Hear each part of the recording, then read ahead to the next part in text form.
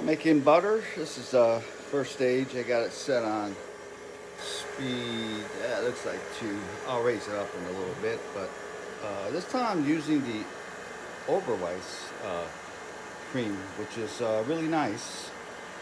They use a low temperature fertilization, so which is great. It's not as fertilized. I can see when I poured it in, it was definitely thicker.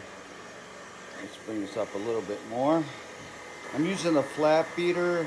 I saw one chef use it, and it was less hassle pulling the butter off of. So I thought I'd give it a try instead of the whisk. I have it covered right now for when I go to the higher speeds. But I forgot to mention that I actually had the bowl and the flat beater in the refrigerator overnight. Make it nice and cold. I mean, it is cold. You can see the moisture coming off it. So that helps in keeping that butter solid. Okay, it's been running for about 3 minutes right now. And I'm definitely going to time it to see how long it's going to take to actually make this butter. I think it'll be quicker with the whisk, but we'll see. Oh, it's been 5 minutes, and I can see it's starting to thicken up more. So I'll wait till it gets a little more thicker before I up the speed with my beans. All right, we're getting some whipped cream now. It's been 11 minutes. So I'm going to say probably another, I don't know, let's see, maybe another 5 to 10 minutes. And then we should have butter.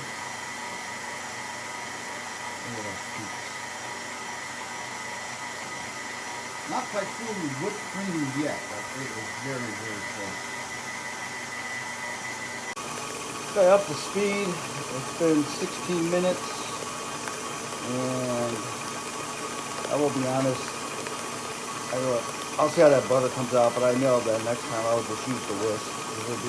With the whisk, this would be done right now. I don't think I've ever gone over 15 minutes with the whisk. But anyway, we'll see how it turns out. We'll know when this starts to turn to butter, as we'll see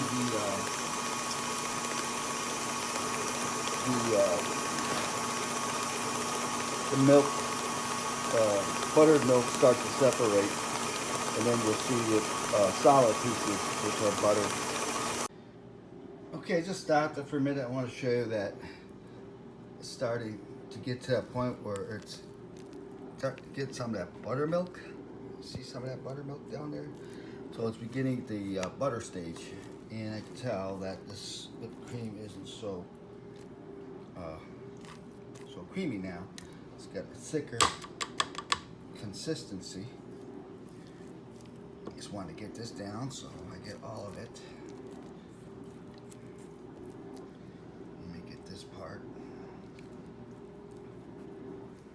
Just trying to get all this stuff down into the mix. Yep, I think we're good there.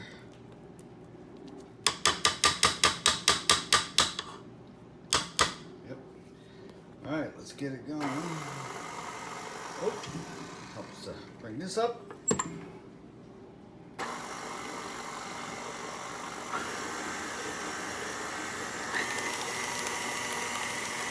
Come back and cover it. All right, there's the butter and the buttermilk, and here is my ice water, which I need because you definitely want to get all the buttermilk out of the butter so it lasts longer, and then I'll rinse it till it comes clear. Since I'll be using 2 hands, I won't be able to videotape this, but I will be using these gloves to help insulate the warmth of my hands from the butter. Almost forgot to mention, very important, save that buttermilk. It works great, whatever you want to make it with, baking goods, pancakes, bread. Oh, it's fantastic with bread. And this is one I made from a cultured. I tried a cultured butter, which I like the uncultured, to be honest with you. A little bit too tangy for me, I think.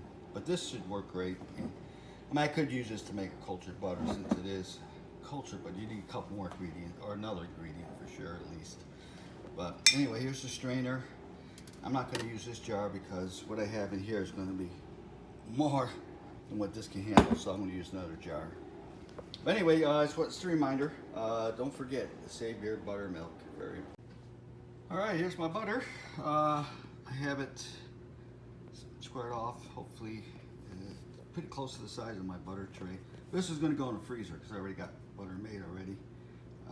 But anyway, got squared off. This is it. All the majority of the buttermilk is out of it, and then I'm going to put it in my plastic here, and then wrap it up, and then we'll throw it in the freezer. And once it gets solid, then I'm going to vacuum pack it so it doesn't get any freezer burn. But I don't think it's going to be in long enough for that because this butter's really good. This is the Oberweis. It's 1 quart heavy whipping cream.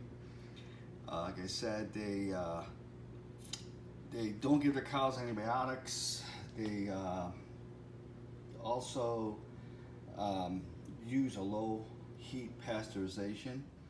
I don't know if the cows are grass fed. I would assume they are, but I don't know. That's one question I'm going to have to ask them. But I'll tell you what, the taste is unbelievable. This is the best butter I had to work with. It hardly had any milk, buttermilk in it. I mean, not much came out. I mean, look at the water. It really didn't even need another cleaning. It's only cloudy like that because I poured even more in. I poured it in a couple times just to cool it off while I was shaping it. But other than that, this has been fantastic. So anyway, I'm going to wrap it up, and thanks for watching.